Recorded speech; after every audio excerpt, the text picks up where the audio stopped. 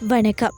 இரவு நேர பிரதான செய்திகளினூடாக நர்மதா சிறையில் முதலில் தலைப்பு செய்திகள்.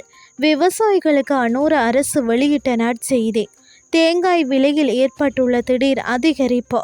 குறைக்கப்படும் எம்பிகளுக்கான காப்பீட்டு தொகை கிடைத்தது அனுமதி. சீனாவில் 7000க்கும் அதிகமானோர் சிக்கின்குனியா.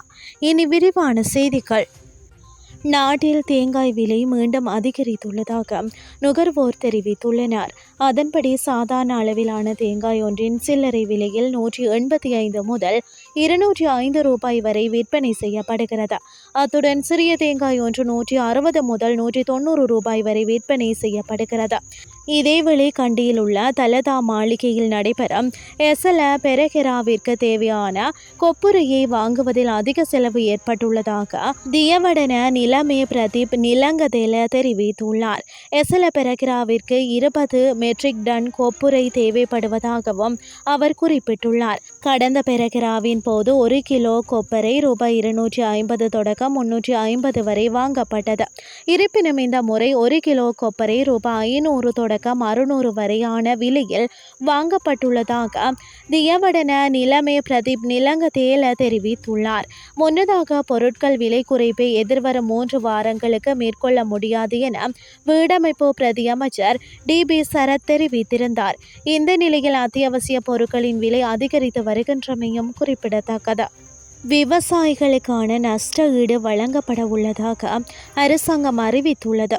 குறித்த விடயத்தை வர்த்தக வாணிப உணவு பாதுகாப்பு மற்றும் கூட்டுறவு அபிவிருத்தி அமைச்சர் வசந்த சமரசிங்க தெரிவித்துள்ளார். இன்று நாடாளுமன்றில் உரையாற்றும் போதே அவர் இதனை குறிப்பிட்டுள்ளார்.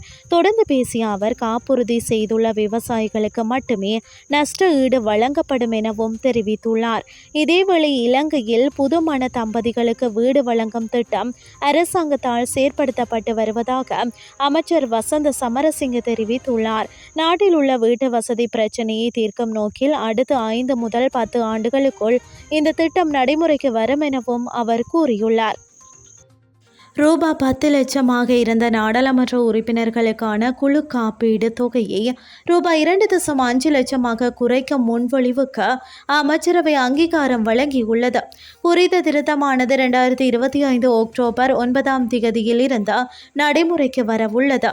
இது தொடர்பான முன்வழிவானது பொது பாதுகாப்பு மற்றும் நாடாளுமன்ற விவகார அமைச்சர் ஆனந்த விஜயபாலவால் முன்வைக்கப்பட்டது.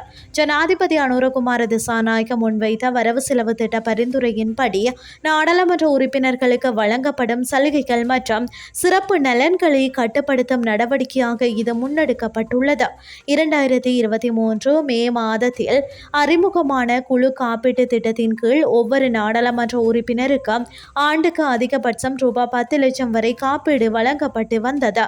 புதிய தீர்மானத்தின்படி எதிர்வரும் காப்பீட்டு ஆண்டுக்கான வரம்பாக ரூபாய் 2.5 லட்சம் நிர்ணயிக்கப்பட்டுள்ளது. இது 2025 அக்டோபரில் தொடங்கும் காப்பீடு வருடத்திற்கு பயன்படுத்தப்படும்.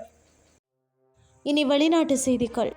கடந்த ஜூலை மாதம் முதல் சீனாவில் சிக்கின்குனியா பரவல் அதிகரித்து வருவதாக சர்வதேச ஊடகங்கள் செய்தி வெளியிட்டுள்ளன. அதற்கமைய அந்த நாட்டில் தற்போது சிக்கின்குனியாவினால் பாதிக்கப்பட்டவர்களின் எண்ணிக்கை 7000-ஐ தாண்டியுள்ளதாக தெரிவிக்கப்படுகிறது. சீனாவின் பல மாகாணங்களில் நோயாளர் அடையாளம் காணப்பட்டுள்ளதுடன் கடந்த வாரத்தில் மாத்திரம் 3000 சிக்கின்குனியா நோயாளர்கள் அடையாளம் காணப்பட்டுள்ளனர். நோய் பரவலை கட்டுப்படுத்தும் நோக்கில் வீடுகளுக்கு அருகில் நுளம்பு இனப்பெருக்கம் செய்யும் வகையில் சூழலை வைத்திருப்பவர்களுக்கு எதிராக 10,000 யுவான் அபராதம் விதிக்கப்படும் என அதிகாரிகள் எச்சரித்துள்ளனர். இத்துடன் செய்திகள் யாவும் நிறைவடைகின்றது. அடுத்த காலை 8:30 எதிர்பாருங்கள். நன்றி.